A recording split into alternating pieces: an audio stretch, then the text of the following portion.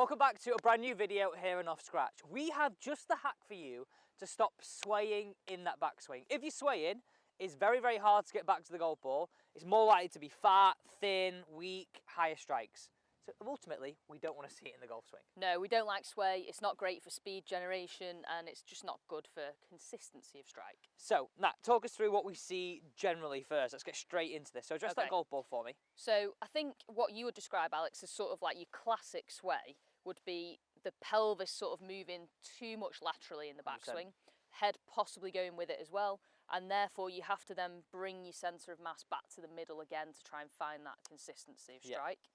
So, and one of the key things from a physical perspective is the reason why we see this a lot is a lack of good hip rotation. So, you know, we want the pelvis and the hips to turn internally into the socket this way into the backswing. That's what we class as that backswing loading position where you feel it tight and it's like, right, it's a powerful position. But also what we see is a connection with the feet as well.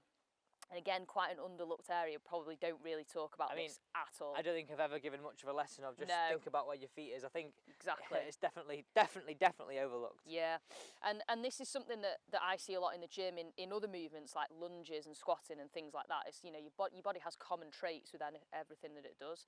So if I'm set up to the ball like this, one thing that we tend to sort of see is as people start to move into their backswing is particularly this right foot lifting off the ground. So we lose the big toe off the floor, and from there it's impossible to turn and rotate the hips because all the weight is going this way.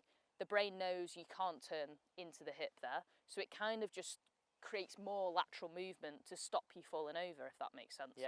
So one little cheat that we like to use is to imagine in here the big toe and the instep of the foot really pushing into the ground, because what that does is allow the bones of the leg to turn in the hip socket. So if you had like a heat map looking down on your toe there, you'd be sort of looking at sort of here, and the instep would have a lot more pressure on it. So you'd feel essentially like that, almost like you're twisting and pressing that right big toe into that ground. Yeah, so if you would see the heat map, it would be like lots of weight and pressure through that instep, less so on the little toe side.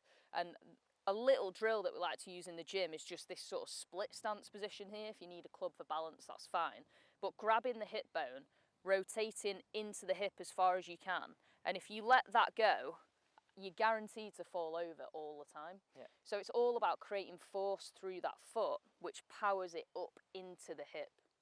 So as a hack, because you were just that goal ball for me now, I've just come up with this drill on the spot here. Oh. That even knows is going to happen. So you could actually place a T-peg just under your big toe like this, and really wanting to feel that pressure. So you're now more aware of that. Make a backswing for me there, Nat. Good. So you're just simply feeling that pressure through the big toe, through the instep, and that is really a hack to get that feeling so much more in that backswing. Yeah, definitely. You can feel that straight away, and even like maybe a little towel or something as well works. But you know, from some sort of general body movement perspective, like if I was to lunge, I wouldn't lunge like this with my foot coming off the ground because it's not stable for the body. And the golf swing works exactly the same way. It's all about creating stability, which allows you to create power and speed. Fab. So now I want to just give people a little bit of an insight to how I want you to set up to the golf ball in general. So you address that ball for me.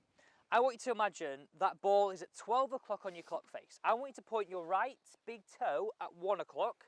So just a little bit of a flare, okay, but still feeling that pressure through the instep. I want you to point your left big toe towards 10.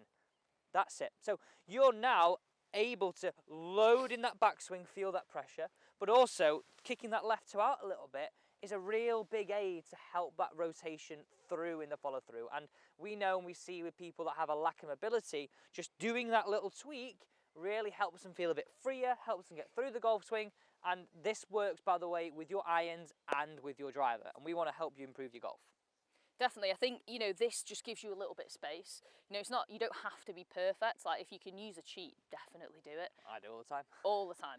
But if you can practice the little drills to aid the overall technique as well, that's what it's all about. Fab. Thanks so much for watching today's video here in Off Scratch. Don't forget to subscribe to this channel here. We're here to help you play your best golf, and we've got videos that drop every single Thursday. And also, if you're interested in more in-depth courses, don't forget to check out our website. All that information is down below. We've got all what we offer, so have a click, have a look, and any questions that you've got, just pop them down in the comments.